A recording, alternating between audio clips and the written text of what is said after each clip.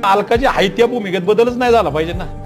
प्रसिद्धी आली किंवा नाही आली योगाच्या गोष्टीत सगळ्यांचे दिवस येतात, सगळ्यांचे जातात. त्यामुळे मालकाने त्या गोष्टी जास्त हवा डोक्यात नाही गेली पाहिजे की प्रसिद्धी आणि त्याच्यासाठी जर केलं तर होऊ शकत नाही. ह्या योगायोगाने सगळं ऑटोमॅटिक घडत गेलं पाहिजे. वरच्या मनात आलं ते ऑटोमॅटिक घडते ना, आपल्या हातात नाही. माझं तर म्हणणं आहे की गाडा बैल छकडी काय असू दे त्याच्या मनात आलं तर ते तुमची फायनल होणार आहे. तशी होणार नाही. 4 बैलाचं मेळ बसवायचं एवढं सोप्या गोष्टी नाही. तिथं छकडीला का होईना आज 3 राऊंड काढायचे एवढं पण सोपं नाही.